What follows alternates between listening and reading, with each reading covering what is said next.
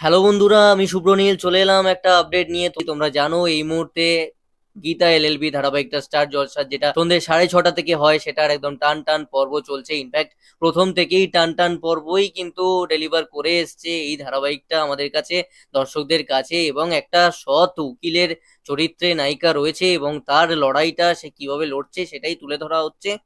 এবার বিষয়টা হচ্ছে, প্রথম থেকেই আমরা দেখে এসেছি যে এখানে কৃপান ব্যানার্জি এবং পদ্ম, এই দুটো চরিত্রর যে দুর্ঘটনা ঘটে, যেসব মলেস্টেশন বা যেসব জিনিসপত্রগুলো ঘটে, এবং কৃপান একটা অতি জঘন্য ছেলে, সে বরাবর টার্গেট করে আসছে পদ্মকে এবং সেভ করে আসছে গীতা।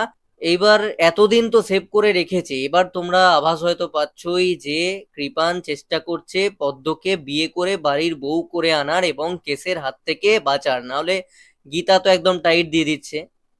তো এবার স্বাভাবিকভাবেই বিভিন্ন চ্যানেলে বিভিন্ন রকম ভিডিও বিভিন্ন ইউটিউবার্সরা বানাচ্ছে এবং দর্শকদের মধ্যেও কৌতূহল রয়েছে, তাহলে পদ্মকে কি কৃপান সত্যি বিয়ে করে নেবে? যদি না করতে পারে সেটা গীতা কিভাবে ঠেকাচ্ছে? তো এরকম বিভিন্ন হয়তো প্রশ্ন আসছে যে কি ঘটবে। আমি তোমাদেরকে ক্লিয়ারলি কিন্তু জানিয়ে দিচ্ছি, আমি একটা আপডেট পেয়েছি।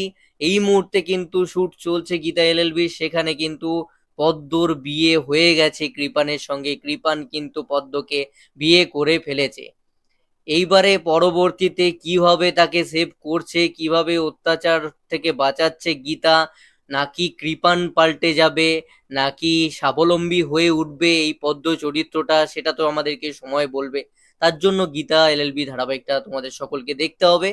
তবে এই মুহূর্তে কিন্তু বিয়ে ট্র্যাকই চলছে, তো এর একটা নতুন কেসও গীতা পেয়েছে, তোমরা সকলে জানো।